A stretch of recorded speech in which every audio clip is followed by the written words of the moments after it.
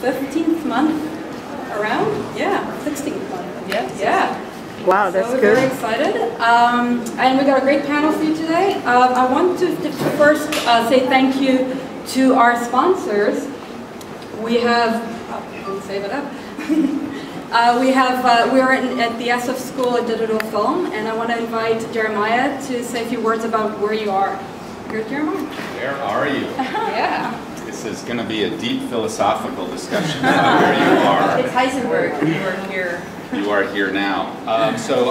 Yes, this is a film school, and we're delighted to have you guys here. We have a number of wonderful classes, ranging anywhere from a one-day filmmaking workshop to a 12-month intensive filmmaking program. All of our classes are hands-on. A number of our students are here, and it's wonderful to have you guys here. I also want to tell you about something that we're in the beta phase of. We have partnered with our neighbors, The Hub, and we have a Media Lab co-workspace that we are launching over the next couple of months. So for those of you that are interested in that, we have a number of wonderful people over there. The Media Lab is a fantastic, there really isn't a space for media makers and filmmakers to really come together and to work and to share and to be able to get programming. We have classes, there are screenings. This is really, I think, something that's very much needed in the San Francisco Bay Area. So thank you guys, and I'll turn it back over to wonderful Transmedia SF. Thank you. Thank you, Jeremiah. Thank you, Jeremiah. So I actually want to already give it up to my co-founder, Beth Rogozinski. Beth? Thank you. Hi, everybody. Thank you all for being here. And I have to say, I am thrilled to be able to present tonight's topic, which is Transmedia Ads and Campaigns, reaching your customer in a multi-screen world. And this is a topic that's actually near and dear to my heart because I started out as a filmmaker, and this is all about storytelling. And I really quickly discovered that I didn't like top ramen. And living in San Francisco, and then I was recruited to work at tech companies in marketing, and that marketing and storytelling are really the same thing. And when you craft a good story for a brand or a product, it's really the same thing as telling a story. Actually, it even has to be better, because you've got to get across that emotion and that hook in 30 or 60 seconds. So it really is about telling great stories, engaging and delighting your customers. And now with this transmedia technology that we have, we're not only, we're being forced to do this because it is a multi-screen world, we're also being inspired to do this and do this better. And our panelists today are experts in this, and they're going to be sharing with us their case studies and their points of view and expertise as to how this is evolving in the brand and ad world. Before I hand it over to them, though, I just wanted to share a couple things from our perspective. One, why is this important? And it's because, oh, not that. We don't live in this world anymore. Now, there probably are some people in this room that don't even remember this world, but there was a time when we all got all of our media and information, regardless of age or gender or socioeconomic demographic, from a single screen. And this was broadcasting, right? There was one message that went out to all of us, and we all took it in, regardless of where we were, regardless of how much we wanted it. We live in this world. This is a multi-screen world where not only does everybody have their own individual screen, we all have multiple screens. You know, and the messages that are being distributed to these screens need to be the right message at the right time and for the right audience. It is a multi-screen world. And when we look at the world that we're in today, these are trends in media, and obviously as Transmedia we follow these media trends, but we all know that where goes media, so goes marketing. right? And so these top trends in media are exactly the same trends that we're looking at in marketing. And there's new business models and multi-screen, obviously, UGC, user-generated content. But one of the things, and we could actually do a whole night, actually a whole semester long on any one of these topics. But we chose tonight to talk about multi-screen because this is something that has just gone wildly mainstream. Now this is from a report that Google did. They surveyed a number of people, and it's been suggested that like 89% of people surveyed are spending their time across 4 different screens. We divide our time across these screens. And there are a number of really interesting use patterns that we as marketers and product managers really need to be aware of and cognizant of. One of those is you know, first of all, that it is split, right? And these are actually session times when you look at this. I'm spending 17 minutes per session. I may access my smartphone more during the day, but it's for shorter periods of time, and then I put it down more frequently, but for shorter sessions. But you know, so 2 of the trends that we've been following, one is, especially in the ad world, is simultaneous use, right? And Hollywood is looking at this intensely because when you're watching a television show, there's a huge percentage of people that also have another screen on their lap. And this is an opportunity for both advertisers. It's also an opportunity for Hollywood to continue to communicate and to expand that story world. The second trend that we look at as marketers and media makers is sequential use. So, you know, I may start an activity on one device, my smartphone, and then if it's too text intensive or something, I may graduate up to another device. But these are trends that are with us. This is no longer a corner case. You know, the soccer moms have multiple devices. How many people in this room have 3 or more of these devices? Yeah, it's just about everybody.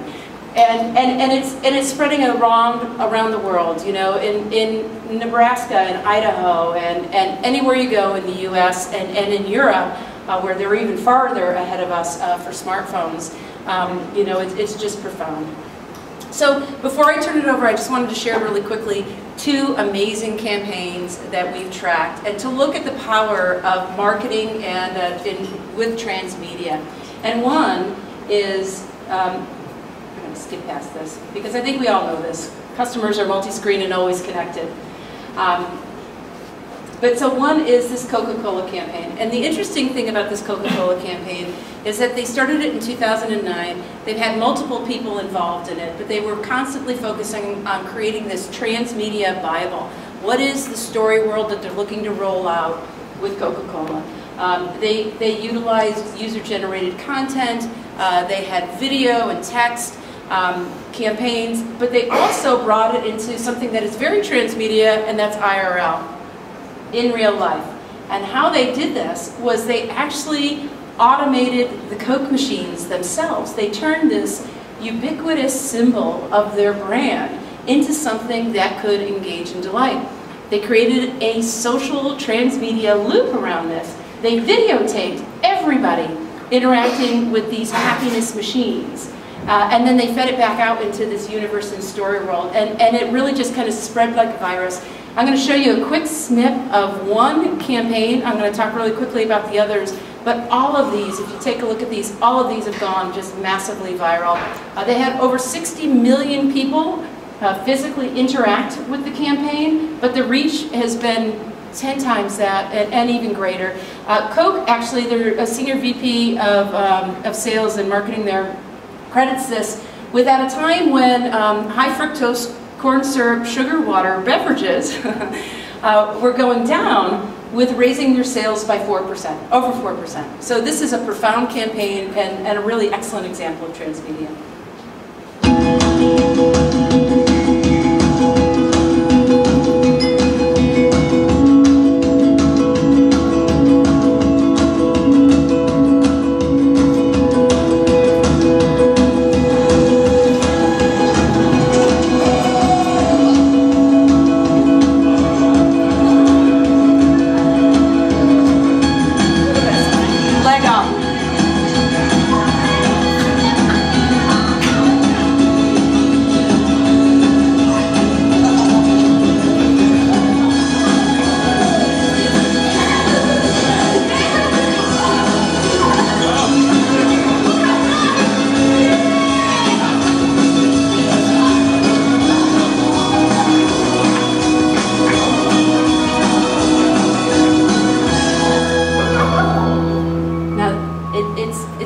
what they were able to do there, and they did this around the world. And the consequence, we consider this something I call asymmetrical marketing, right? You reach these 60 million people, they go out and they spread the experience, and it's amazing what they were able to do. You know, we talk about engage and delight, and they had people hugging their brand and walking away thrilled from the process. I mean, this is an amazing piece of marketing, and it's very transmedia, and that, like I said, every one of these campaigns just went incredibly viral.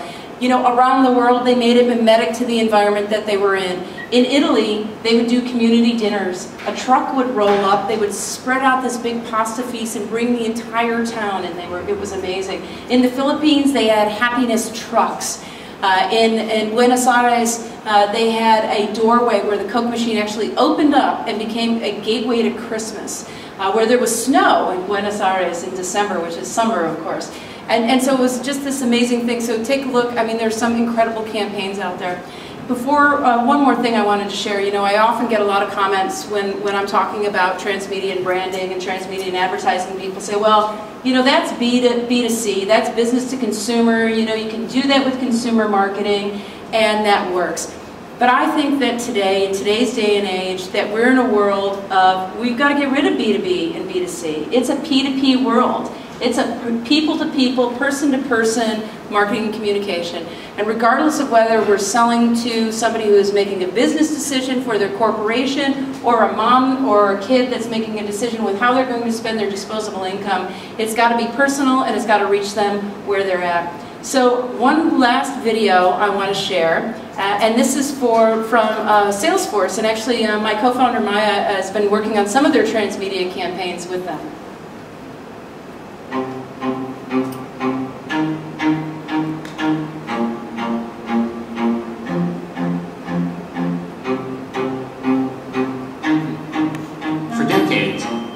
Have been proclaiming the dawn of a new revolution, a world where customers are no longer at the mercy of corporations, where they don't have to suffer through bad service or broken products, long waits or endless phone trees, and where they have no real voice or no recourse.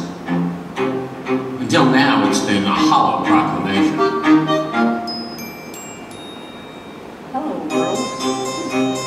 Welcome to the world of the ever-connected, always-on, highly opinionated, on-the-move customer. This is a customer who understands they now have power, and they know how to use it. They have expectations, and they have choices if those expectations aren't met. And boy, do they have choices. They also have a voice, and it is loud and far-reaching.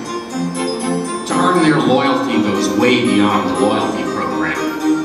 You need to earn their trust, because make no mistake, this is a trust revolution.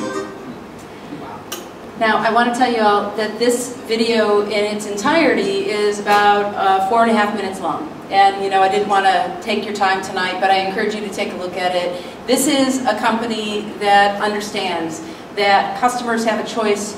They're multi-screen, they're connected, and they're always on, and they're actually, you know, really focusing, and you can see it in their bottom line. They're doing really well right now, Salesforce is.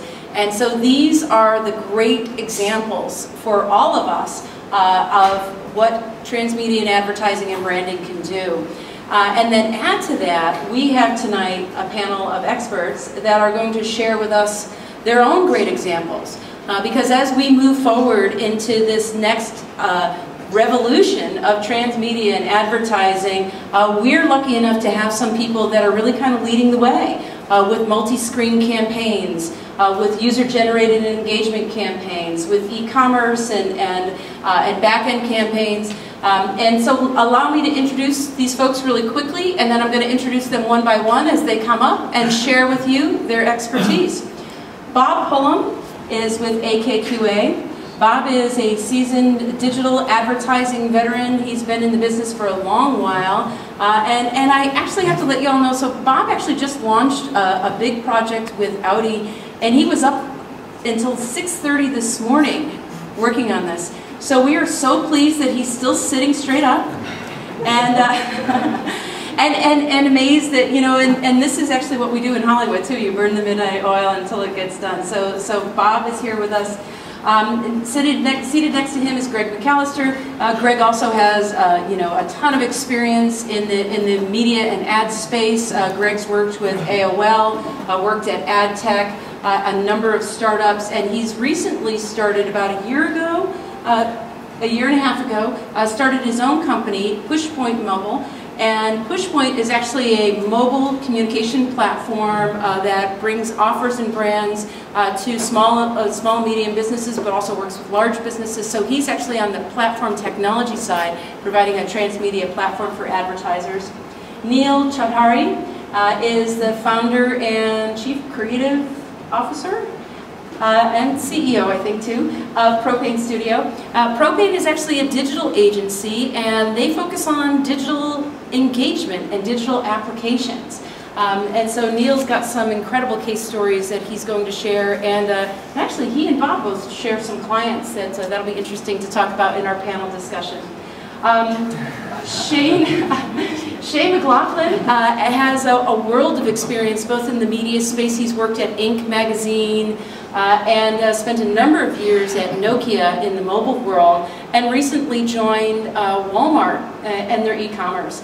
And it's interesting to be in a San Francisco crowd when you talk about Walmart, but you know what we can't forget is Walmart is the biggest company in the world, and they have profoundly changed the way that the world does business.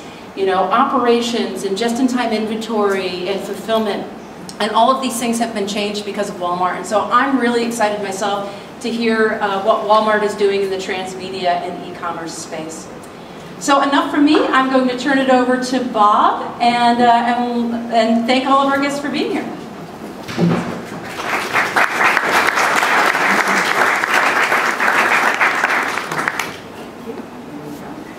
Cool. Thank you.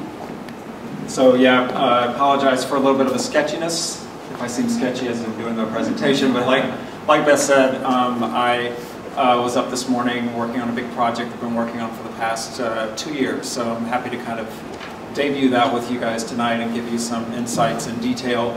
Actually, when Beth came to talk to me, I was fingers crossed for this presentation that this project would be ready, because it's been under wraps and sort of behind closed doors, and just went live this morning at 6 a.m. So just a great sort of case study about multi-screen and sort of our thinking. I mean, I work at AKQA.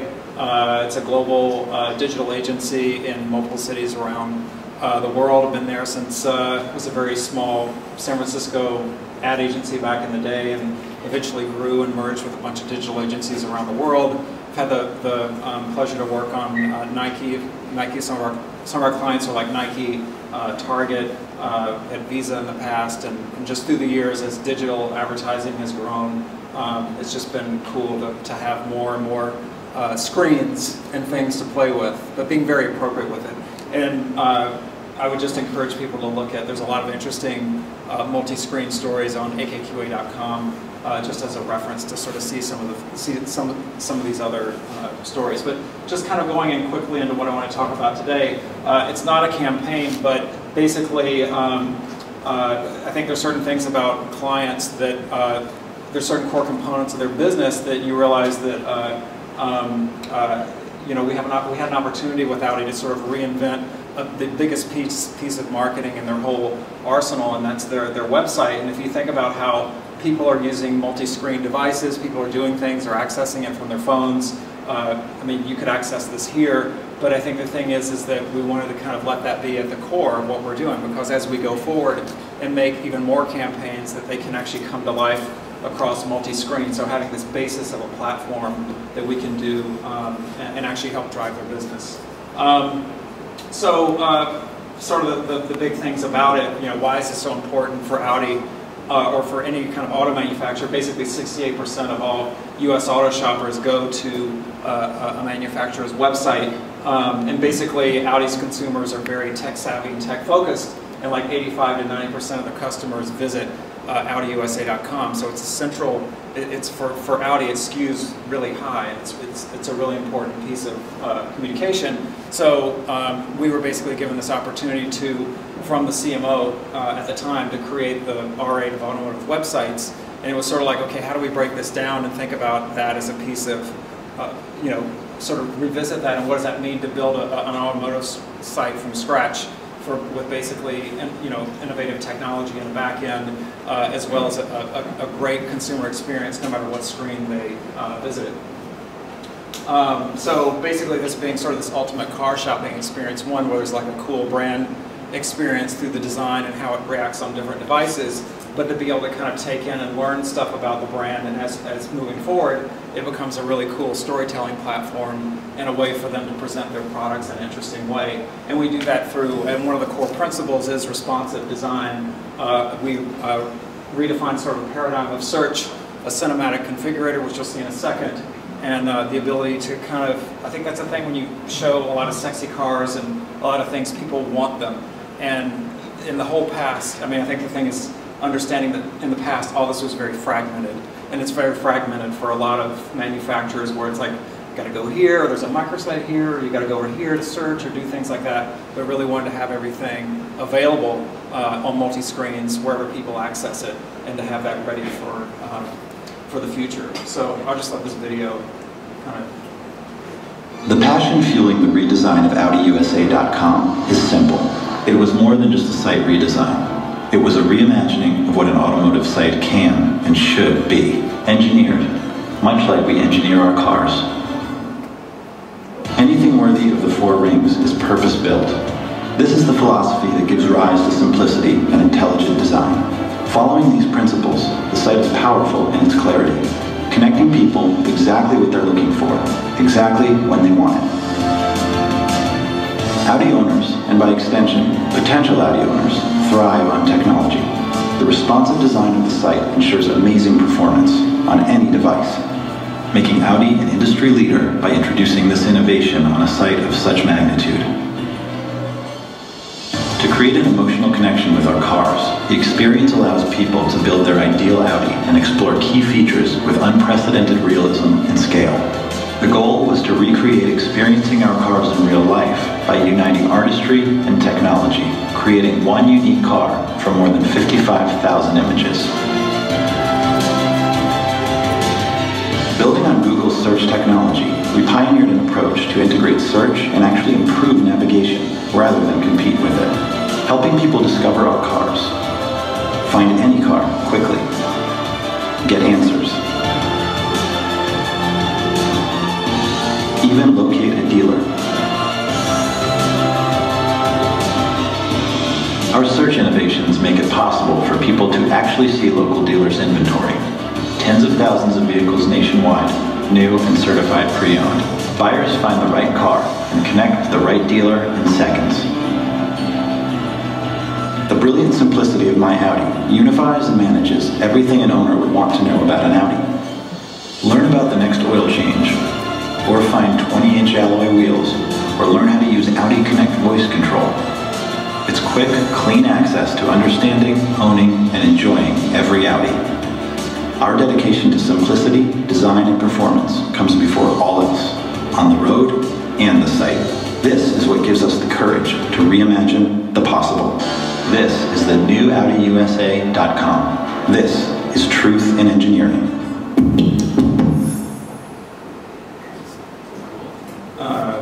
Sorry. So anyway, that kind of gives a quick snapshot into sort of all the key features of the redesign, and sort of how, as a holistic piece, as it works cross-device, that people have this information, and also to, and how it works sort of, like I said, cross-device.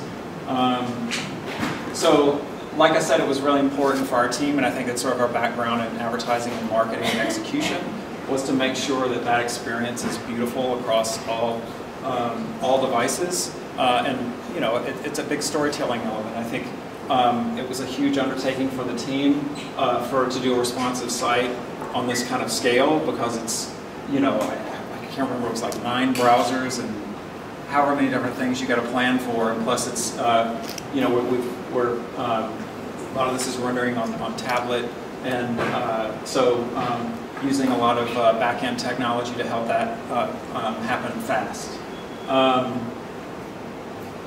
And like I said, this is sort of like the model page where you kind of land. So just so you have this consistent experience cross-device. Another element that you saw in the video was search. And I think that was sort of a way to kind of, when we approach the site sort of mobile first, if you visit any other kind of, I mean, anybody's site to go to, there's a lot of links and everything, and a lot of things you have to go through. So using search as a way to kind of actually jump from model to model. So we have this title search that we're calling it. So it uses the Google GSA backend and allows you to kind of quickly jump to different models, as well as it's also used as another way to kind of navigate the site. So if you're in My Audi, you can kind of touch that and jump to different sections. But I really wanted to keep it simple and sort of mobile first and what's appropriate for that. And then the cinematic configurator. This is just sort of the, you know, it's storytelling meets a business scenario where, you know, a lot of times a configurator for a car manufacturer is just kind of this boring thing, and the car is really small and it's not really an emotional connection. And I think it's one of the things wanting to build value for a car manufacturer is to have a kind of we approached it from a traditional point of view where we brought in a photographer and worked with a CGI company to make this as beautiful as possible. And then just sort of the last part, being able to kind of jump to that Audi once you fall in love with it, and to be able to find one nearby, whether it's new or used. But really kind of taking into consideration the whole sort of user journey as car shoppers are, and then from sort of a holistic point of view, thinking about how a platform like this will work in the future with multi-screen marketing campaigns, which is really kind of a basis for where we're headed. But just wanted to, I think I probably talked enough, right? Because of like, I don't know how long do I have? No, you're good. Okay, cool. But anyway, just like I said, very excited about just the beginnings of this and where it will go, and to have this basis moving forward sort of in a multi-screen arena. It's not something that we have to do now where we got to update the mobile site. Oh, we're going to update this. So it's like this real consistent one platform, basically all this content available cross-device. And I think that's important when you consider sort of the multi-screen world and sort of where we're moving with how people you know, access things from different devices, and especially how people are doing things in their free time and car shopping and dreaming and things like that. It's important to have a great experience. Great.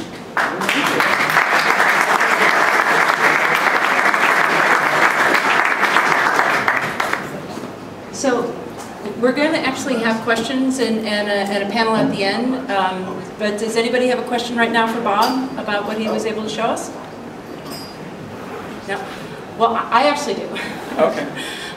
So this is a platform that you've rolled out, and you know, and it looks like a really powerful platform and profound. Will you be able to reutilize this for other clients and customers, or is this something that then is going to be exclusive to Audi? And is this something that you see and you and your team see as the wave of the future that you'll develop on these platforms? And then actually, as a part B to that, in the transmedia world, you know, I talked about simultaneous use. So is there an element of this where the screens will then sync to one another and have different components? Yeah, I mean, I think that's, we definitely have a enhancement roadmap and a whole list of all these ideas that we want to do. I definitely feel like, yeah, how will people, you know, there's also lots of considerations in the future of, you know, of social shopping and things like that, or multi-screen things, or people, I believe there was just one done at Google I/O with Toyota and Google Plus Hangout. So thinking about how, you know, that can happen.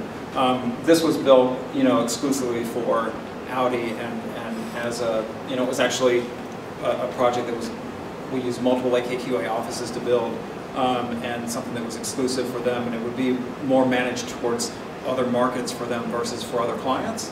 But we basically utilize the learnings and the you know, processes behind the development of something like this for other clients. Not the same code or anything, but it's like the experience taking that on and using that for others. Okay. Oh, go ahead. Was there a question? What was like one takeaway for like something new and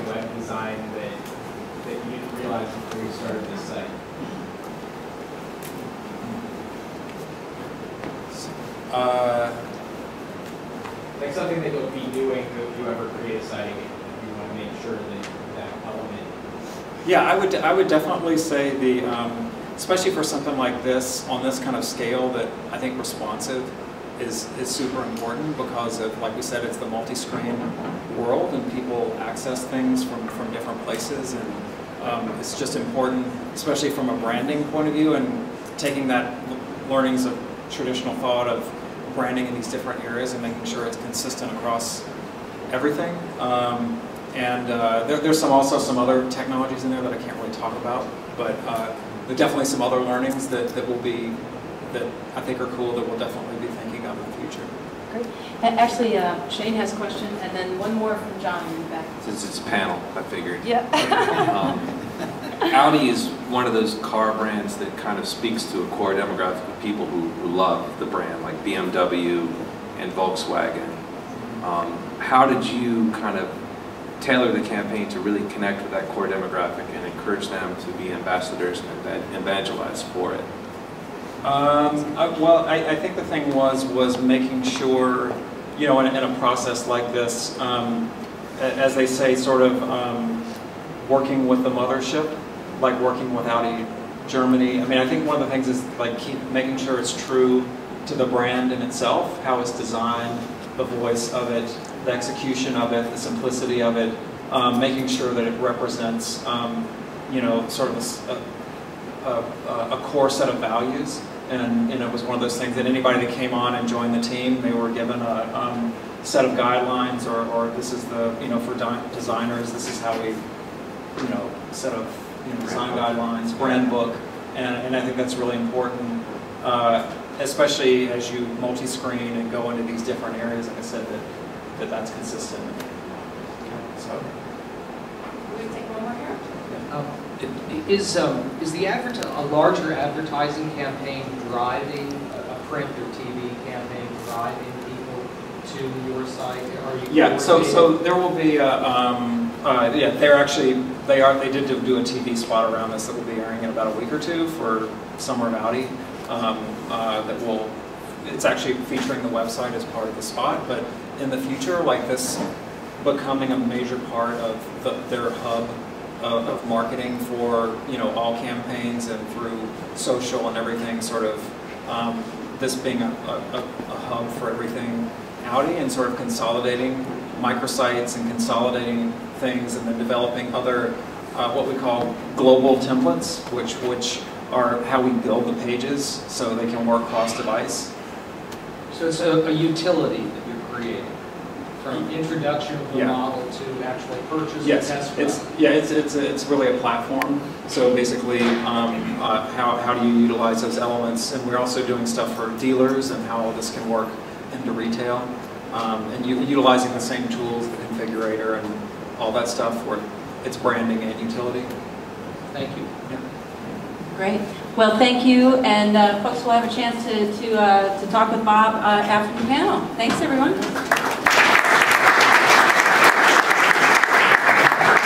So next up is... Sorry. Sure.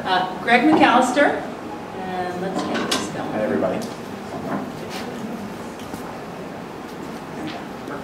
Perfect. Oh, here we go. Awesome. Thank you. Thank you very much, TransmediaSF, for having me tonight. It's a privilege. Congratulations on the launch, Bob. Responsive is everything. I just heard this week, actually, that Google is going to start penalizing people with their search algorithm for not having a mobile optimized site. So word to the wise, if you're considering building a new website, it absolutely has to live on mobile. My name is Greg McAllister. I'm the CEO of PushPoint, which is a digital marketing technology company here in San Francisco. And I come from a long background of sales and business development in technology and digital media, which means that I tend to string together a lot of buzzwords to make myself sound like I know what I'm talking about. But generally it ends up sounding like I don't know what I'm talking about. So I'm going to tell you a story about PushPoint, and it'll illuminate for you what our business value is and who we cater to, and it'll all make sense to you after that. So our tagline is centralized mobile offer management. which is quite nebulous, but it'll all make sense in a second. So this is Jay Palmer. Jay is a customer of ours today, and he is a franchisee, and he owns 4 units of a franchised barber shop that's based in Denver called, this thing is a little slow, sorry. What's happening here? Floyd's Barbershop.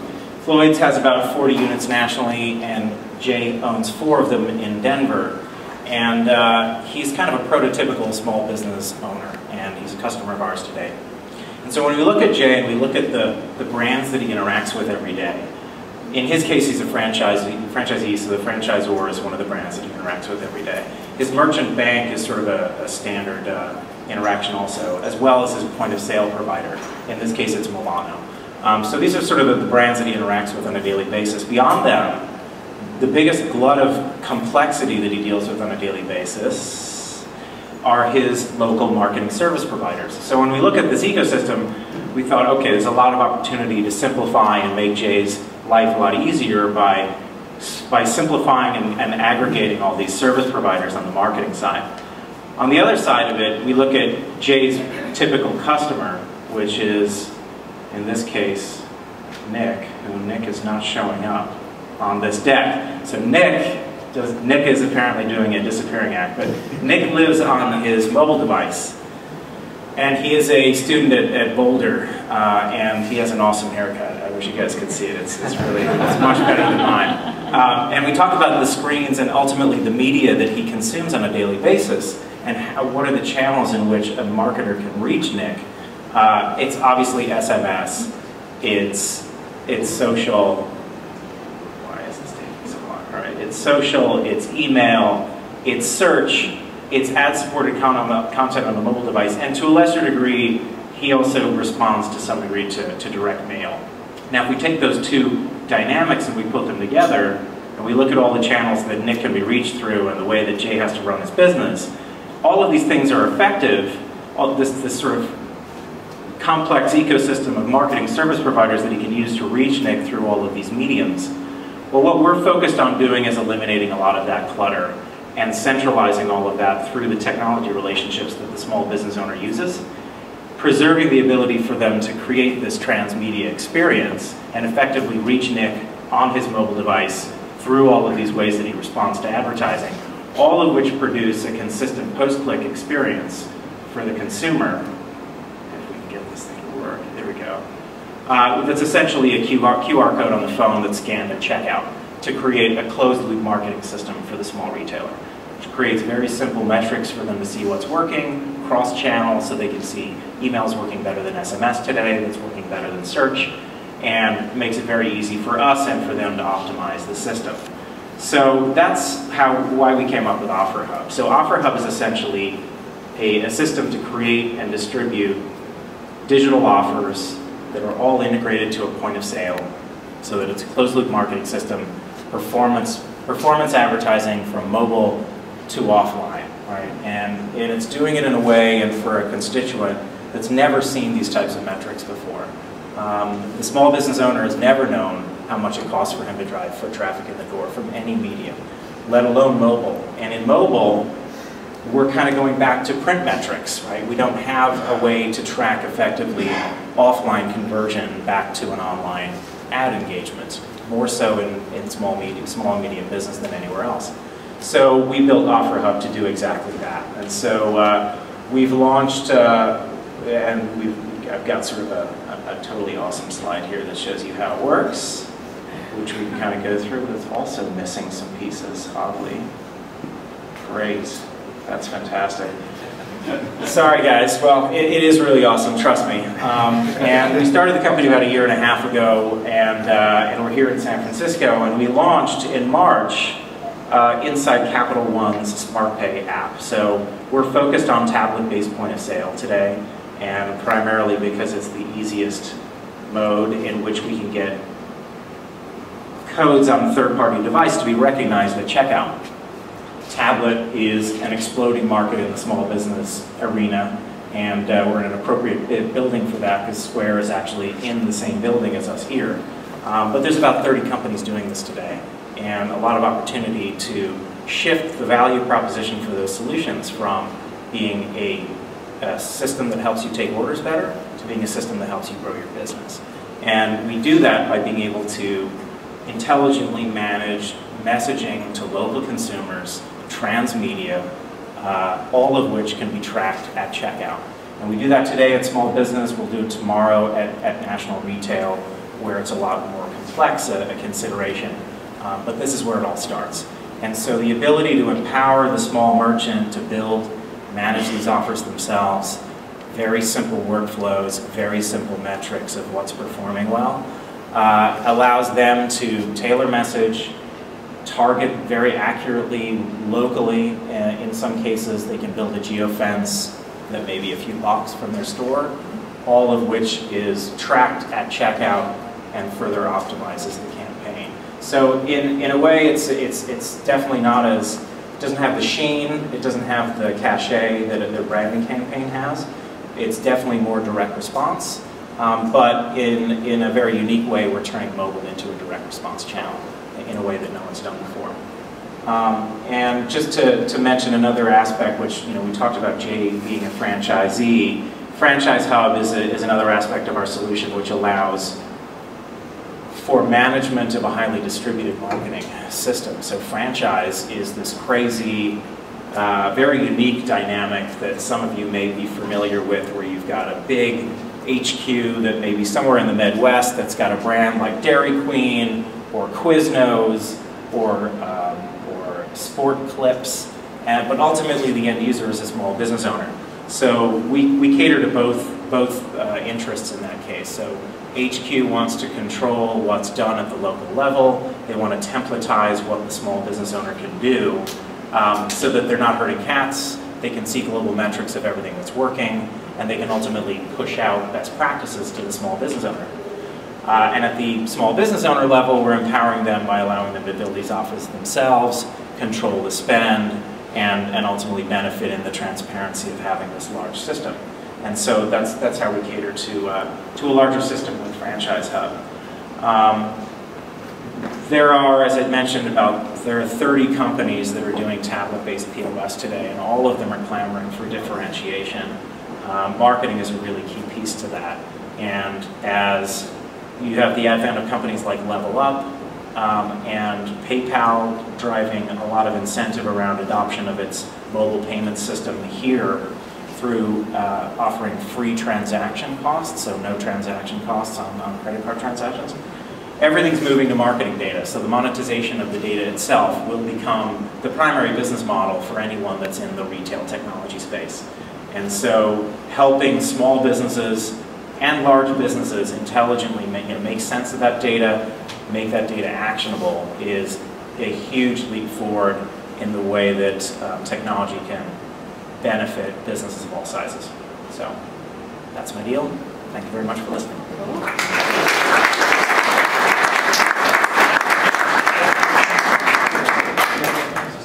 So, thank you very much. That's actually really cool.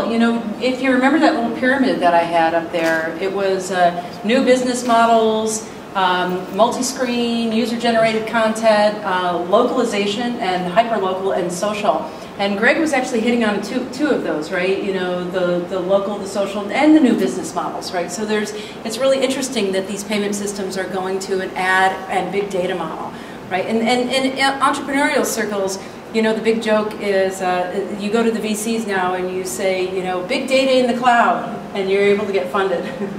But that is actually a really hot issue right now, and then that we're all looking at, and Greg's solution is really profound. So are there any questions here for Greg before we start? Okay, good. Our panel is asking each other questions. This is fun.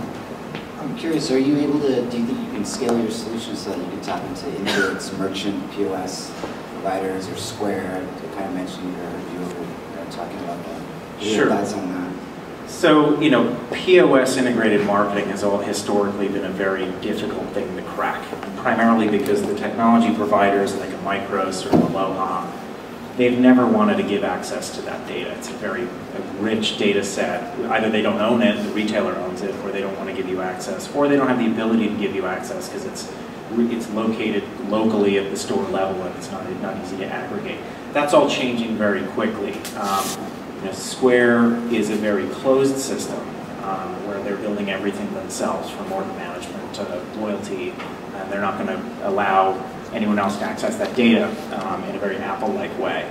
But everyone else has to take the opposite tack. It has to be a very open platform where best-of-breed partners can plug in. You can light up your QuickBooks integration, you can light up your inventory management, and in our case, you can light up marketing. And so there's a lot of opportunity with the newer players in the space that are doing light solutions that might be coffee versus muffin today, but it's all moving in the direction of SKU level data. And then everyone on the traditional side, they're all on their heels, or they're innovating very quickly to be in line with them, creating cloud-based infrastructure where we can integrate once with them and get to all of their customers. So that's a big part of it. The other side of it is the scanners in the store. Right? The tablet is also really attractive for us because the camera is much more flexible at recognizing a code on a third-party device today. Not many retailers at scale have the scanners in store that can recognize a code on a third-party device. Starbucks obviously has it today, Target has it, Walgreens is getting there, Walmart is getting there. But that's about it, right? So until we see the hardware adoption cycle in the mid and long tail, we don't really see that kind of frictionless consumer experience for another few years. And in the meantime, there's all this innovation around it. You can't walk into a burrito shop in San Francisco now without seeing at least 2 tablets on the counter that have some loyalty solution, and Level Up is there, and they're able to scan the thing. They've sort of disintermediated the POS. So there's all these people kind of trying to get around dependence on the POS. That's why we're focusing on the tablet, because they're really leading the charge on innovation there. Cool, great. So your technology largely looks like magic to the end consumer, right? The consumer never sees anything that you're providing. So are you getting any consumer feedback on this? Or is the banks that you're working with getting consumer feedback? They are. It's early days. We just launched with Capital One in March, and we work with a large retail bank based in San Francisco also on a mobile wallet solution that they're building. A large retail bank based in San Francisco. Yeah, much like every retail bank is building a mobile wallet, right? But none of them are actually doing it yet because they don't have the standard in the store to actually pay with your phone yet. It's enormously, it's super crucial that all of this is obscured from the consumer, right? This has to be a completely frictionless system for it to work. There's a percentage, I was telling Shane earlier, there's a percentage of consumers that actually don't even want to take their phone out of their pocket to be able to pay for something, which makes sense, right? We need to get to the point where not only is the technology and the process transparent, but the human actually doesn't even have to do anything. They just have to be present for this to actually happen, or not present. So, I mean, it's enormously important for us to obscure the consumer from all of this and make it look very, very simple. Cool. Great, great. Other questions? Oh, I'm sorry, Jim. Does this just work for sales, or can I use it to measure and build audience? Is it just going to measure what if my existing social, my existing outreach, marketing outreach, sales based on my marketing outreach, or can it help me with my marketing? So let me actually expand on that. So I know what the system actually does today. You're basing it on POS, point of sale. And so are you looking at expanding this to be a local offer opportunity when I'm in a proximity to a vendor? Yeah, it's a great question. So part of it is semantics. It's like there's offer, promotion, deal, coupon. All of them have nuanced definitions, and we try to stay away from the stuff that speaks specifically to a discount, because there's a lot of retailers that have problems with the idea of discounting things. And in that, we have to consider things that may not be a point of sale success metric. It might not be a conversion. It might not be actually selling a widget that is the end result of the funnel, right? It may be that you're looking to aggregate an audience in a specific place. It may be that you want people to take a test drive, and you want to be able to confirm not just intent, but the actual physical location of the consumer. And so there's a lot of ways that we can work with people, and we've actually worked with Toyota dealers in Northern California on this exact concept around intent and confirmation of location of the device.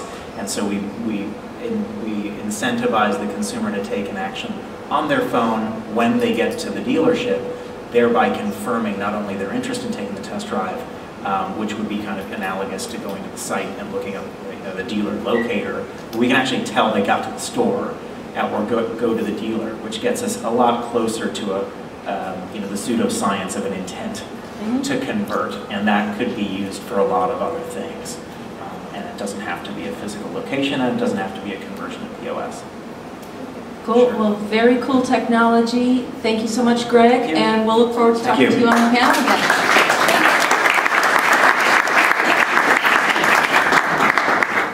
So yeah, very cool technologies, and it's still kind of early days, right? You know, Bob was talking about a new platform that's just rolling out that for us as creators is really kind of stymied us. You know, he talked about all of the different browsers.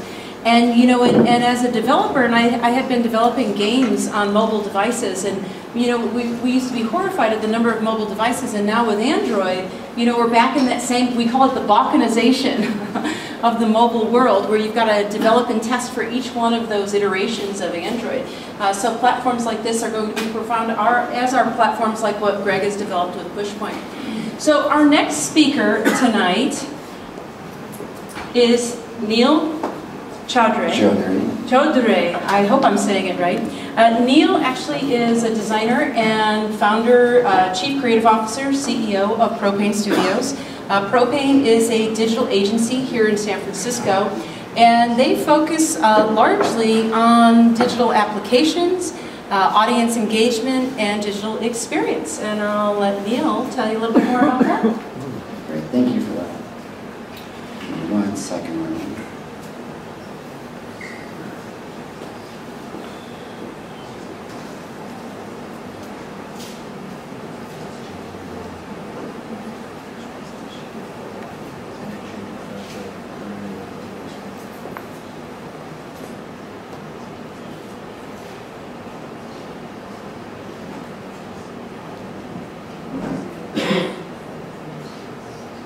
Okay, great. Thanks for your patience. So I'm Neil Chaudhary. I'm one of 3 founders for Propane Studio. Actually, our Chief Creative Officer is Rahul Adedra, just for correction, he's in the back, and our other founder, Lee, who's out here in the audience as well. So thanks for having me come here tonight. This is actually a great opportunity for us. We actually never get to showcase this case study with Intel because it's just legal, for legal reasons, we can't put it on our website. So it's actually very nice that we get to be able to share that with you. I'm actually going to take you behind the scenes on what it takes, or what the thinking or the science that goes behind these campaigns, and I hope that you'll find it fruitful. So, from an executive summary standpoint, a lot of the business MBA guys like this: situation, task, action, result. So for those of you that appreciate that, here it is. I'm going to skip that. What we're really talking about is, when you guys go to the Best Buy stores, you're met with blue shirts, right? And when you specifically go to the computer sections, these guys are trying to sell you hardware, they're trying to sell you software. So this campaign is actually by Intel. And what they did is they created a pilot where they decided to promote and encourage all of these Best Buy sales reps to watch these Intel videos. And based off them watching these videos, they naturally became more confident in selling the product. So it's not that you had to sit there and incentivize them. All you were doing was just building confidence in them. So they did this pilot. It was very successful. And so the next year they came to us and said, okay, Propane, we actually need to increase participation. We know that it works, but not on a scale that we can actually recognize or use. So that's where we come into the picture. So with that, the first thing we decided to do to actually win the project is pitch them with some wow, whiz, bang kind of stuff. So this is kind of a video that we made where we took this concept of, if we don't win him in the first 10 seconds, we're going to lose him. So we came up with this organic sort of box moving, growing, shrinking type of concept. And it tends to do fairly well with getting excitement. So that's what got us in the door, but it didn't stop there. What we needed to do is actually understand the psychology behind what is actually going to motivate these people to watch these videos. So what we did is we took a more academic approach, went online and found that somebody had actually written a research paper about true urgency versus false urgency. And so with that, we took a look at that and we said, okay, at the end of the day, we've got 3 months, and we've got to convince these Intel reps to watch 20 videos. So how are we going to keep them coming back? I mean, this isn't like Game of Thrones or True Blood, so it's kind of hard to get them to watch this stuff. So with that, you know, the short of this sort of landscape is that it's really about motivating behavior, and it's really about the approach to it. You know, the best sort of shortest way I could describe it is kind of training for animals. You reward dog, when you're trying to train a dog to do tricks, you reward them based off treats. So it's reward-based training, not fear. They're not doing the trick because they fear that something's going to happen to them. So with that, we figured out the gamification was really going to work for this program. So with that said, the next thing we had to do is figure out, okay, well, what platform could we possibly use, or what sort of creative concept could we use that will expand this whole gamification across these videos? So we had, you know, silly little Intel robots that we saw in the commercials. Maybe we could use those. That didn't work out. We looked at the demographic and said, okay, we've got 18 to 55-year-olds. What on earth is probably going to resonate with them? Well, cars do. So we thought future racing. And then I think at the time, too, Star Wars had just come out. And you know how they have those races where they sit on those silly little, like, you know, rocket, you know, horses. So we figured, okay, we'll combine future racing and race cars together, and we'll come up with this concept of future racing. And that's how we came up with this. The other thing, too, that was important is racing. If you think NASCAR, it has cycles in a circuit. So just like a season, it's got multiple races that go in circles. And we needed that because we wanted to tie that and anchor that back to the videos. So here you can kind of see that race schedule that we're talking about, and I apologize for those of you in the back, but basically it's a schedule going through, and it's talking about each individual race, and it's saying that each video that you watch is mapped to a lap, and there are 4 laps that make up an entire race. We also created other metrics or other motivations, like if you invited your other employees to watch these videos, you would then get triple or double the points too. So we came up with this concept of viral participation. How could we increase the participation at the end of the day? Because remember, that's our business goal. So that being said, let's see if we go to the next one. Oops.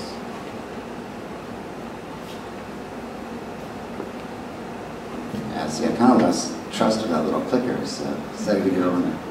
So it looks like, okay, so the animations may be kind of not working so much. But anyways, this is actually the end execution. So the reason I bring this up is, you know, I want to be transparent with you. When you go into a pitch and you make a video and you're putting something really fun or cool in front of a client, you've got to be careful about what you do. Because when it actually came to developing and coding this stuff, it was a real pain in the ass. So we actually built this in Flash, and it took months to actually just get that math correctly. So just be careful what you pitch. Let's see, so let's focus on the core content for a minute. So we talked about these being technology videos. So we all have seen technology videos. For those of you that are geeks or not, this is about Intel chips, right? The i3, the i5, the i7 chips are both in PCs and Macs. And one of the things we noticed or just realized is, you know, we couldn't just go about making the videos the same way that they were made before. So we actually hired a comedian, which is fairly dangerous to do because humor in general is a hard thing. But hyper-threading technology, it actually ended up working really well, because for something like hyper-threading technology, we're trying to communicate to somebody that this chip is faster because you can send simultaneous bits to somebody. Well, we just decided to throw 2 dodgeballs at somebody and communicate the same thing. So it ended up becoming very sticky and very entertaining for the Best Buy reps to watch. So now they're not just watching technology videos, they're actually watching videos that are entertaining, semi-entertaining, but fun. Let's see. So the next part of the strategy was actually to have this, what we call a video challenge. And the video challenge is a way to engage the user in another way into the platform. So the video challenge was invented so that blue shirts could sit there and video themselves actually giving the Intel lesson. So if you didn't think those things were funny enough, have a crack at it. And this is just recognizing the fact that video is very accessible. I mean, you can film somebody on an iPhone, or you can pick up a smaller HD camera or flip camera at the time. Either way, we gave the ability for the employees to upload this stuff. And it ended up having a huge effect, because when they uploaded these videos, the community themselves voted the best ones all the way to the top. So typically, you would maybe call that user-generated content. We were calling that EGC, which is employee-generated content. And that concept we got from a project that we had done for Men's Warehouse the year before, where, you know, we needed to create all this stuff. We couldn't trust the public with it, but you could certainly trust the employees with it. So we kind of took that concept and used it for Intel as well. Now, The other part too about pointing system in gaming that really gets kind of tricky is that you're motivating people to earn points by watching these videos. And by the way, when they watch these videos, they're quizzed directly after that. And that's how you know that they've actually retained any of the knowledge. What they earn on the quiz is what ends up on the points that are earned. But what we've done is taken it a step further where we started to say, look, it's all well and great that you're earning points, but we really need to aggregate you as a unit. We need to form teams. So we made each store a team at the end of the day. And so here you can see you've got your points, but how is your store actually doing? That's what really matters in this campaign. So with that, we had to sit there and go, okay, well how do we set up the stores? So let's see, is this? Oh yeah, so sorry, just real quick on pointing too. You guys also can't see this in the back, but this says basically me and it says my store. So we're also comparing your points against your average aggregate store points too. So when you walk around in your store and you're seeing your people, you can realize that their points are being pulled into the platform as well. Now to personify these stores, we went and sketched out a bunch of cars. Not as maybe cool as Audi cars, but definitely along the same track. And we were aspiring car designers. We're in the wrong industry. But the idea is here is that each of these cars are essentially a level that you get from a store. So this was also inspired by South by Southwest session, actually. There's a CEO named Seth who works for Scavengers. You guys might have heard him or not, but he essentially said, he was a Princeton dropout, and his theory was that, everyone that comes to Princeton for the first time is an A student until they take a test. And then they start to work themselves down. And it actually makes sense, because once you start taking tests, you're basically going to get a 97, a 95, and you're basically struggling trying to get back up to that perfect score that you'll never ultimately get. So it's reverse. So what he was saying is like, look, if somebody had told me that if I come to school and I learn these things and I'm going to have a virtual avatar and he's going to get, I learned this skill and he's going to get a jetpack and wings and a big gun, then hell yeah, I'm in, count me in. I'll totally be motivated to go to school. So we took that and said, you know what, he's right. Let's try and see if we can integrate that into this program. So we basically personified each of the stores as cars. And depending on how many points the stores earned, they leveled up in cars. So this is level 1, level 2, level 3, level 4. And so that ends up giving a little bit more creative experience, or just ups the overall visual experience and the gamification of the actual program. Another part that we looked into was this area called Community Smack Talk. Now, this wasn't our idea, this was the client's idea, and we initially thought it was a fairly dangerous idea. And his whole idea, I think he was just really into sports and really liked talking to, I could see him talking smack to his friends at home or something about the games and whatnot. So he basically brought this and said, look, I'd like Best Buy people to be able to talk smack to other Best Buy people and encourage that sort of competitive sort of nature. So like I said, it's usually a pretty dangerous idea, but because this program is a closed loop, it's a closed circuit, it's not public, you'll never hear about it, you'll never be able to reach it from the public, it's actually fairly safe to do. So we let them have it, and sure enough, a lot of people got on the board and started talking smack to each other. And it was just unmoderated, so it got pretty nasty. So the next part, I think the most insane thing that we probably did with this is, with Audi, actually, strangely enough, in 2007, 2008, we were actually the first digital agency to bring Google Earth's API into the GPS navigation. If you think about GPS navigations, they're usually run on DVDs that are in the trunk or they're pre-programmed. But we actually sucked in the actual Google Maps, so we learned a lot about that.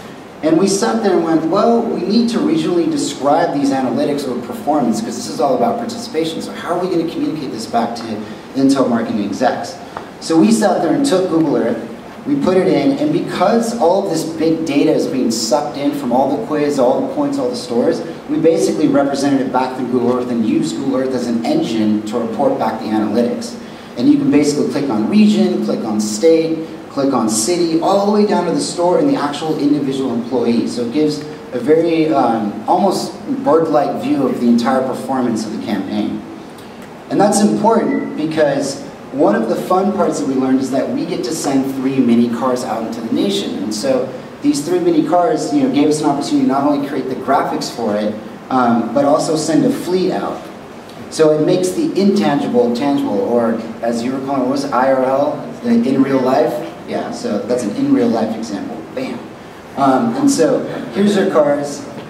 These guys basically drove around to all the different cities. Now what's interesting about the analytics is that the analytics themselves are coming in and they're telling you, I'm going to skip the slide.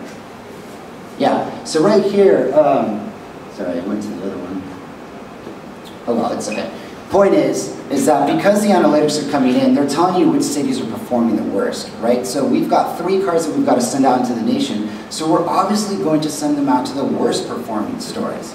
So what ends up happening is the platform is sitting there dictating where these cars are actually going to drive out to. So they go to the stores, they go to the weakest performing ones, they pass out swag, shirts, get them excited, get them back into the program. So it ends up being connected fairly well. We also had some mobile apps with an Android and a iPhone app in which you could take quizzes, watch the videos. And we liked this because we thought about the Best Buy employee and said, well, you know, it's difficult to get them to watch these videos. Let's try and make it so that if they're in transit, on the bus, if they're stuck in a line, that they can easily put their headphones on and just knock out a quick little 2-minute video and advance themselves forward. Another way of using the phone too was with phone challenges. So here people could sign up to get like random phone calls, and that's what would test the retention. So we had a call center call out to people, they'd get points, and the retention was basically gauged.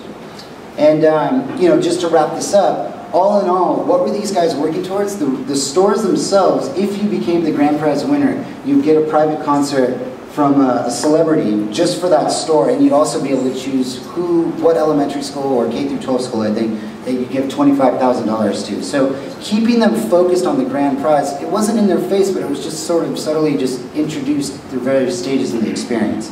It's not about working towards, it's kind of about working towards something that's a little bit bigger than yourself, so that whole sort of community aspect came through. And at the end of the day, you know, we increased participation by 3x from the previous year while staying within budget. The budget definitely wasn't a 3x increase either, so they were very happy. So with that, thank you for giving me a chance to share that with you all. I appreciate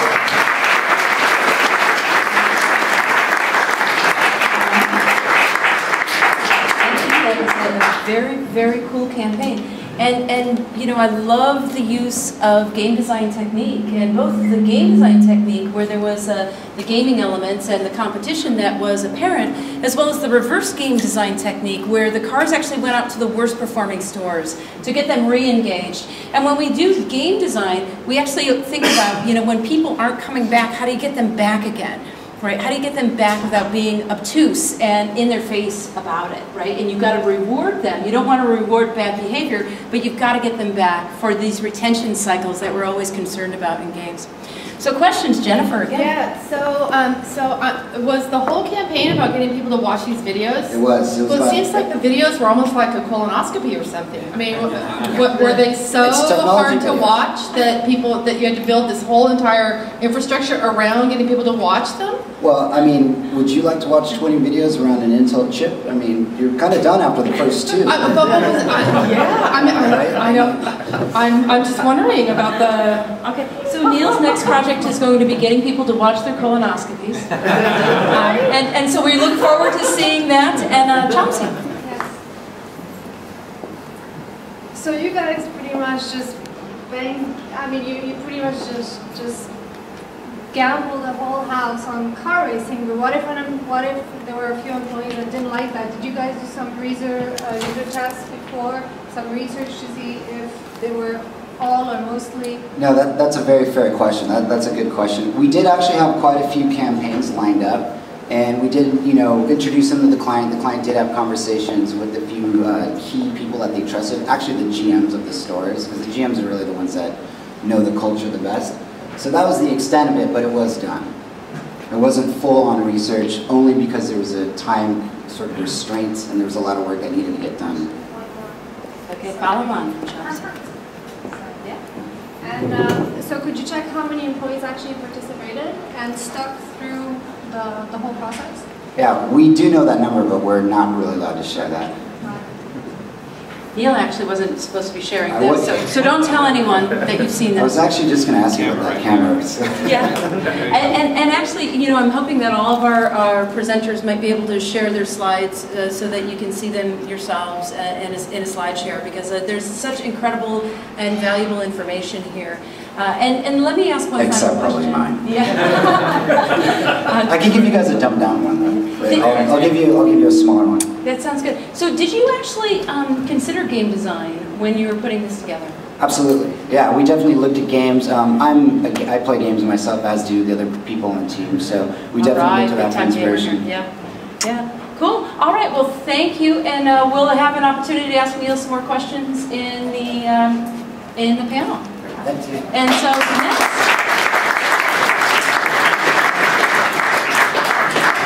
So next, we're going to hear from Shane McLaughlin. And Shane actually is currently working at Walmart, and I would imagine that Walmart might be interested a little bit in the technology that Neil was showing. Absolutely. Yeah. Because there's a lot of similar issues that they have, and Sure. So we're actually just doing a quick computer check. But do you want to introduce yourself? Sure. A little bit about your background while we're getting this going. My name is Shane McLaughlin. I work in I work in Global Associate Communications for, I think we're all dialed up. It's based out of San Bruno. You might have driven by and seen the big Walmart building there. It's the e-commerce division, it's the technology division of the world's largest company, and there's a lot of innovation going on and a lot to talk about that relates to our topic today, which is connecting to customers in a multi-screen world. So the first thing I wanted to sort of cue up to everybody is just the enormous potential of e-commerce. I mean, this is the Wild West. It already accounts for 8% of all retail sales in the U.S. And it's expected to outpace sales growth at brick and mortar stores over the next 5 years and be $370 billion in 4 years. It's pretty phenomenal. And now big box retailers like Walmart and Target and our competitors are starting to wake up to this enormous potential. And it's kind of exciting to be a part of it. So Walmart is kind of big, kind of. We have more than 200 million customers every week. About 10 billion customers come through the stores, double the population of the planet. 2.2 million people work for the company. We have 10,000 stores under 69 different banners in 27 countries. I'm not trying to make your head spin. I'm just trying to put some. In all likelihood, in the next year or two, we'll hit $500 billion in annual revenue. But I also want to point out that the company is extremely progressive. Last year, it gave away $1 billion to charity. It's committed to giving $20 billion to women-owned businesses. Recently, we announced an initiative to hire every recently honorably discharged veteran who wants a job. And most people might have heard about our initiative to bring 80% of our manufacturers back into the States, which is a smart economic decision given the way that international trade costs are going. And lastly, it's on the vanguard of environmentalism. 80% of all the company's waste is recycled. Revolutionized the way retail packages stuff. We got 100 stores in California with solar panels on top. And it's changing the way business is done and the way big business impacts the environment. So this is kind of the essence of what we're talking about. This is transmedia at its core. The customer is in the driver's seat. You walk into a store now and it's not about an e-commerce website, it's not about a technology or a mobile app, it's about an integrated experience. It's about walking in and saying, I'm going to research something on my phone, maybe use a barcode to check out, maybe go onto Facebook and figure out what my friend wants for his birthday. It's a completely integrated experience, and that's kind of the realization that's happening at the tops of these companies is they're understanding, there's not technology, it's commerce.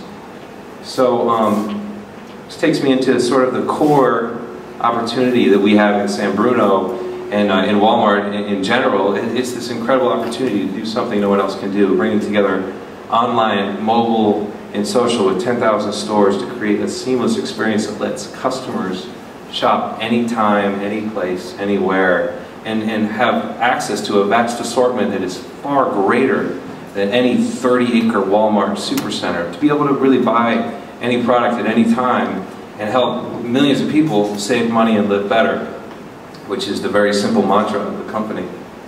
I just wanted to highlight some of what the press has talked about in recent months, and it's kind of incredible how the media is sort of understanding this opportunity. It's kind of curious because it's uncharted waters for companies to start to think about technology and reaching people on a new level. Walmart is really looking hard and fast at what's going to really be innovative to help customers save money and live better.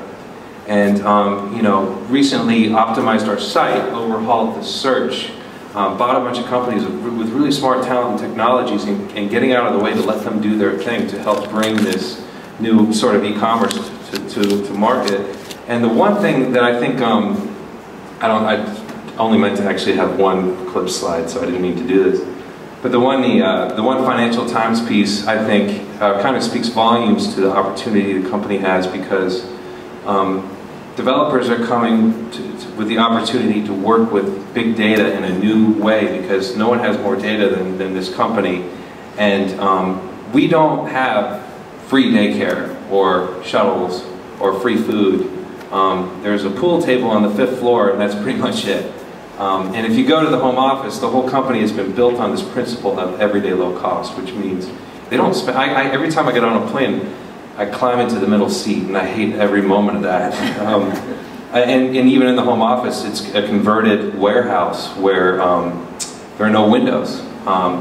And it's because they really truly believe in passing the savings back to the customer. Everything comes back to the customer, and that's the exact same philosophy with the e-commerce play that we're running. And ultimately, we look at engineers who are coming in and we say, okay, we don't have the bells and whistles of a Google or a Facebook or a Zynga or whatever, but you have the opportunity to change the world. Like, you can write code that helps millions of people in India save money and live better. I mean, you can do things that are on a scale that's untested right now, and that's kind of exciting. So this kind of Harvard Business Review piece sort of really sums up where retail is headed. You know, to survive, retailers must pursue a strategy of omni-channel retailing, an integrated sales experience that melds the advantages of physical stores with the information-rich experience of online shopping. Again, it's not about a website or a mobile app, it's about a fully integrated experience. And I'm going to talk a little bit and wrap up, and I look forward to a great conversation with these guys, because I loved every presentation. I'm going to talk about some of the ways that Walmart's delivering on this now. And I hate PowerPoint, so I was too lazy to actually pull the logos here, so not a design guy. But I'm going to talk a little bit about each one of these. And the first is the fact that 40% or more of people, your average Walmart customer, does not even have a bank account or a credit card. They live paycheck to paycheck. So some guys in San Bruno kind of figured out, hey, that's a massive opportunity to help connect to the web, to bridge the digital divide. And ultimately what they thought of was this program called Pay with Cash, where you can go onto the internet, reserve something. You have access to this massive assortment that the website offers. Reserve something, show up at the store within 24 hours, and pick it up. And ultimately we're bringing people to the internet that weren't there before. And the one thing we found out is that started to take off, is a lot of people would show up and pay with a credit card or pay with a bank account. They would gain the confidence to actually start to use technology in new ways. You might be familiar with Voodoo. It's a company we bought a couple years ago. It's an a la carte movie service based down in Santa Clara. And it's a great experience where you pay $4 and you watch a movie. The assortment is way better than Netflix. No buffer problems, and it was so successful and growing so quickly that Hollywood executives called the home office in Bentonville when the numbers came out and said, these can't be right. You know, this service is really taking off. So that's another way that Walmart's connecting with customers in a new and interesting way. Our mobile apps actually offer a feature when you walk into a Walmart store called in-store mode, which allows you to see in a second the map of the store and figure out where you're going and find your product much easier in this massive 30-acre supercenter. Scan and Go is an innovative program that allows you to scan items from your phone as you go through, and then check out with one swipe of your phone at a terminal, and free you up. You jump the line, you have the convenience of actually freeing up your time, and it frees up people working in the store to actually help other customers at the same time. And the last few I'll talk about is this one. I think is really a great example of how the company is trying to figure out new ways to help people save money and live better. Classrooms by Walmart was an engineer in San Bruno who realized that on average, teachers in the US spend $250 of their own money every year on school supplies. I mean, they don't make a lot of money to begin with, and they're spending a huge chunk of their income. And so what he did is he set up a network so you could search via zip code, and teachers could go in and put online sort of a de facto social network, list the items they needed for their class. Parents and kids could go in and buy them, and then it was that much more efficient for people to buy the products they need, and everyone saved money in the end. Get on the Shelf is another innovative program in which any entrepreneur has the opportunity to sell their product at Walmart. And it actually got a lot of press last year, and it's sort of an American Idol type approach where you submit an idea in a video in a pitch, and in the end, Walmart will sell your product based on crowdsourcing the votes for what people like the best. And then the last thing that's kind of cool is this same-day delivery service, which is based down in San Jose. It's a grocery service where you can go in and collect, you pay a $5 charge, you have a $45 minimum order. But and this is only available in Millbrae, San Bruno, San Jose, and a couple other surrounding towns, but I would check it out if you're there because it's a fantastic service. You order things a la carte on the site, and the prices are 20 to 40% less than our biggest competitor, which is Safeway. So, I mean, you pay that $5 delivery charge and you still save money, and you save on gas, and you save on the inconvenience of traveling and spending and all that, time lost. But, so I guess just to wrap up, I think what's exciting is that no company really on the planet has this opportunity to combine best-in-class retail and a history of creating a hugely successful retail business with best-in-class e-commerce in the center of the world, in the belly of the beast where technology is. And, it's kind of going to be interesting to see where it goes, and I look forward to your questions. Thank you.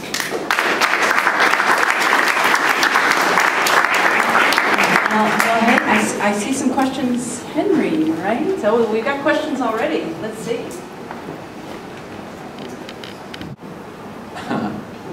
I'm going to give you my card. This was a massive release. I think it's actually, I think it's spent, but that's an excellent. I think it's 80% of all the distribution period. So every product that comes into a Walmart ultimately will be 80% of it sourced here. I mean, which is pretty phenomenal if you think about how much stuff we get from China. But I do, let me verify that, and I promise you I'll give you my card, and I will send you the press release, and we'll be good. We're gonna ask Shane to write a guest blog on that, on transmediasf.org. So actually, a couple other questions here. John? Neil, I wanted to know of the user-generated content that you had. The levels of, were you able to chart the levels of engagement for that material as opposed to other things that you provided, and were the levels of engagement higher? Well, so if you test. Project.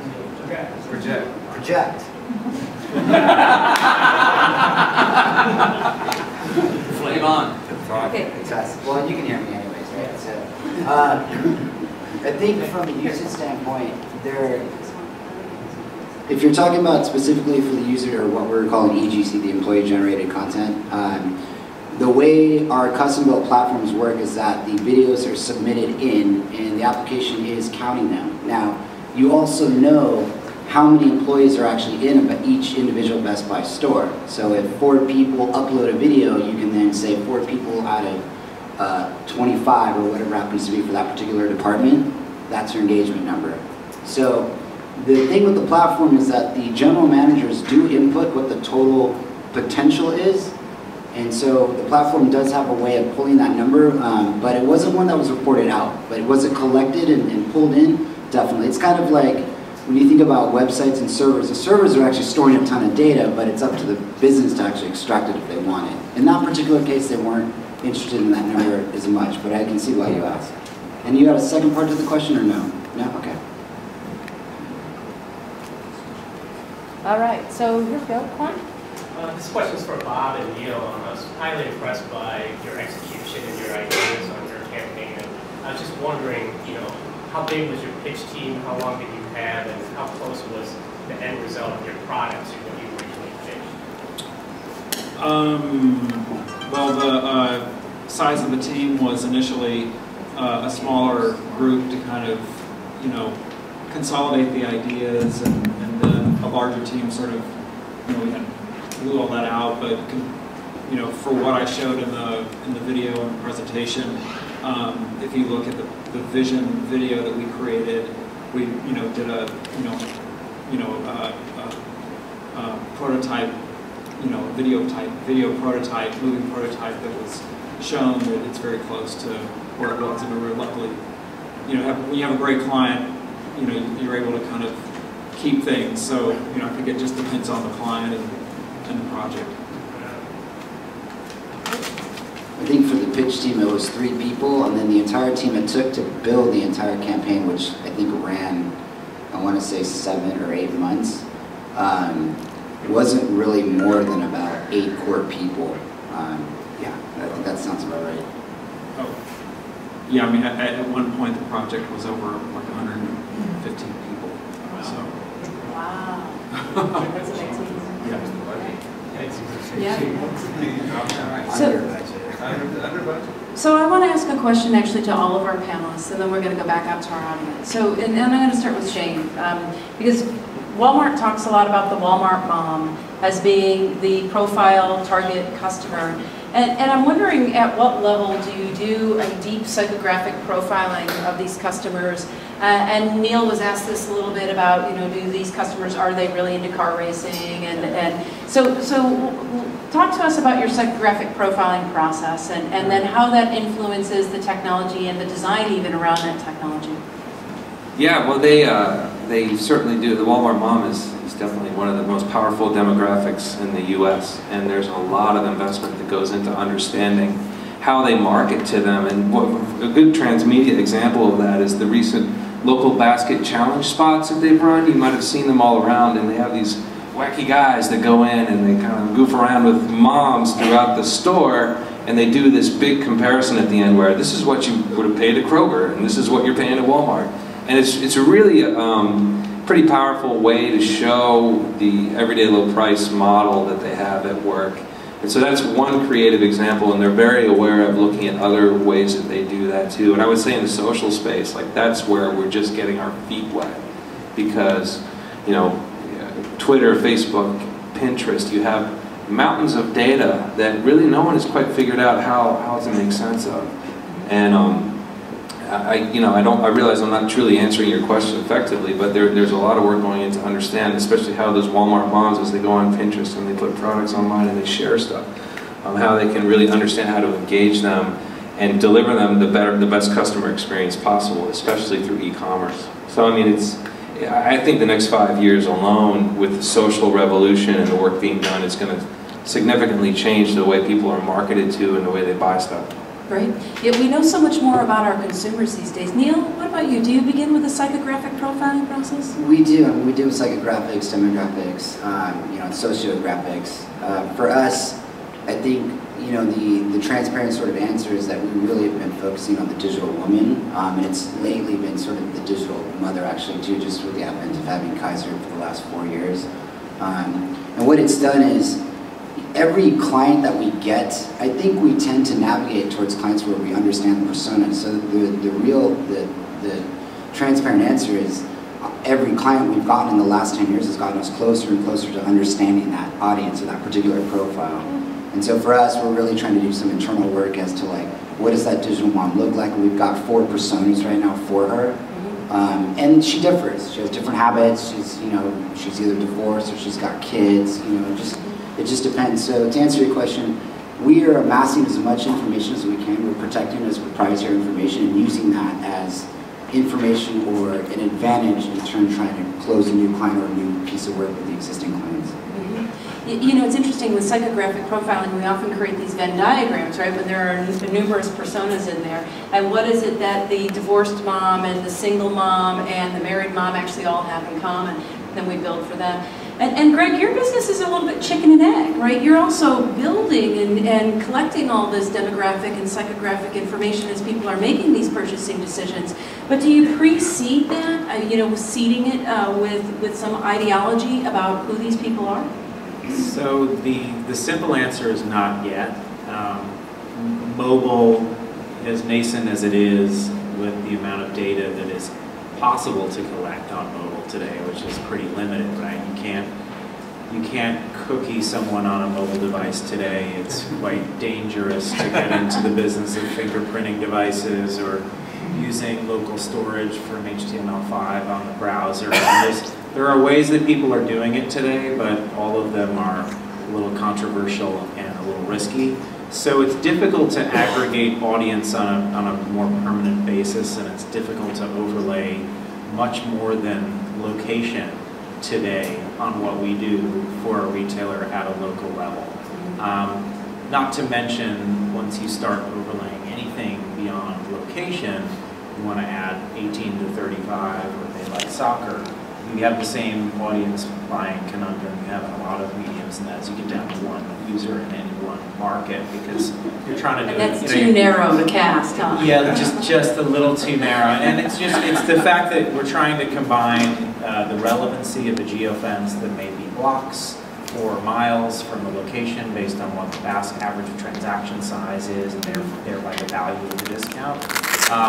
And we're trying to keep that very local, but at the same time, we're trying to keep it relevant to the user. So in the case of distribution to existing customers, posting to Facebook, using email, using your current opt-in SMS lists, all of that's, of course, implicitly targeted to your customers already. But when it comes to customer acquisition and net new users that you're looking to reach, it's difficult today, and it's early days. And there will be a ton of data that's overlayable later, and will look more like an audience targeting platform, but we're not there today. And Bob, so it seems like you might have actually an opposite problem, right? Because the audience for Audi and some of your other clients, and you've won awards for Nike, they're really well defined when you get there, right? Phil Knight knows who his people are. Everybody knows that, and Audi does as well. So what does your group do from a psychographics perspective when you get involved? Well, I mean, I guess it's a bit more, it's really different with every client.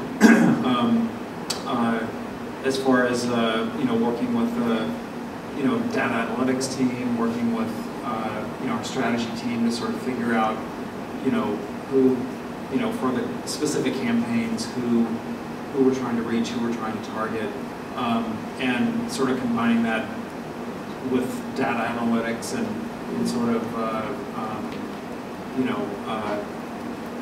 it's really dependent on the client and sort of, I mean, it ranges so much from client to client who we're trying to, it's not necessarily my department, but in creative, but. Yeah. Well, it's an interesting conundrum today, and one of the things that I'm going to take some more questions from the audience. I know that is the number, but I know it also is a big risk and a big commitment on the part of leadership to say that they're committed to American manufacturing. But I believe it's going to happen. And like I said, I would be happy to share my card with you to give you more details of it. I wish now that I've gotten 2 questions about it, I would have read that a little bit closer. All right, another blog post for Shane. Henry, I'm going to try and get up there with you, okay? Let's see. Without blowing out the mic. Quick question for Bob. Since there are 2 types of car buyer, low-end versus high-end, usually low-end car buyer, they buy it because of their budget or the salesman pitch, versus high-end where 2/3 are repeat customer plus 1/3 are based on trusted recommendation. And given, having said that, all these part of the high-end demographic, how are we going to justify any ROI to Audi? And I mean specifically, how are we going to track any ROI?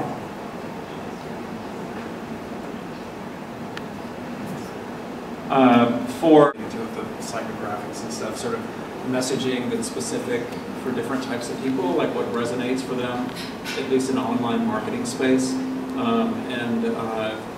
you know, optimize and sort of like, especially from online advertising and sort of different screens and sort of like where people are and sort of what you could serve to them from a marketing point of view to kind of get them either into the dealership or you know, over to the website to check things out. I mean, I think we know from people's browsing histories and things like that, it's sort of the things that you can kind of know about somebody and be specific. You know, different online advertising platforms allow you to kind of test and learn and see what works. I don't know if that... One more here. Whatever is post-mobile happens, or whatever that might be. Yeah, I think it's when you plan something like this, and especially how we plan and concepted the website, making sure that you're not necessarily future-proof, but whatever the platform you build is that you know, either utilizing the latest technologies or how extendable and at scale they can ramp up to different iterations and things like that. So it's definitely, you know, the consideration that whatever platform, you know, we're using a lot of Adobe products, using the products in new ways and interesting ways, and sort of it's sort of also sometimes where we need to use technologies that the clients actually, like Audi AG uses, but then we're trying to use it in an interesting and different way. But definitely, when you build something like this and you invest in a platform like this, looking to make sure that you're looking to use the latest technology. Cool. So I was thinking about it to answer Henry's previous question, and that's this idea of, you know, actually kind of a two-part thing. So I'd like each of you to think about your particular perspective on this. And we're in a world of narrowcasting versus broadcasting. And it also means that it's a world where we're collecting more and more data and information about the users. So it also dictates and defines the type of communications that we create. It also gets us walking that tightrope of privacy versus trust, and customization versus infringing somebody's privacy. So I'd like you each to comment on some aspect of that conundrum that we're in as marketers, of how do we create materials that are customized and yet, you know, invisible and seamless to the customer, and yet don't infringe or make them feel, you know, uncomfortable about giving out their information, or the fact that you know these types of things about them. I mean, just sort of thinking about sort of the future of in that space, sort of generally, even with the way online advertising is. There's now, if you noticed in the top of banners, like ad choices, so you can opt out of those types of advertising and things like that. So it's interesting to see that happening. I think the thing with advertising with millennials and things like that, there are things that they're want specific messaging, or I think there is some. I think it just depends on the generation of like what people are used to. Some people, I think it depends on who the audience is, about how people feel comfortable with the information that, I mean, we've been dealing with. The most attractive thing about big data in marketing is the ability to have control and personalization, but have personalization scale. And I don't think anyone is really doing that as well as they thought they would by now. And I think that's why the big data thing is sort of no one really knows whether the promise is actually going to hold true. But to your point, I think the millennials and certainly our generation more and more so, we want the personalization, we want the relevancy, but I think that there's an observer effect when it comes to asking people what they're actually willing to give up, more so in mobile than ever before. You ask someone what they're willing to share, they're inherently going to give you an answer that's some level that's a few rungs lower than what they actually do share. And I think that's just because you're asking someone point blank, and there's not a lot of value exchange there. So the relevancy, the personalization, preserves a level of value exchange that makes it worthwhile for the consumer to share that data, share that with my friends, text me that offer for that product that I love. So I think that that's the other aspect of the big data, promise, is the ability to tie behavior to what can be scored as value in the eyes of that specific consumer, and then play that weighting between what's a value and what they want to get in exchange for that. And if that value exchange is there, and it's worth providing my email address, or it's worth sharing it through your app that I downloaded on Facebook to all my friends, then I'm going to do it. I mean, it's rare that it happens, but it's rare that anyone clicks on ads either. So that scale, this stuff actually does work. So I think that there's... Shane? I got to say, I'm really cynical about I think there's a lot of talk about it, but very little action. We're calling it Platforms of Tomorrow, and the reason is that that Tuesday, the TV of Tomorrow conference is going to start. I'm mostly participating and helping with their hackathon, and we'll probably be posting a lot about it on our social media. They're having a little hackathon that weekend. But our Platforms of Tomorrow is going to look at the different platforms that are out there to create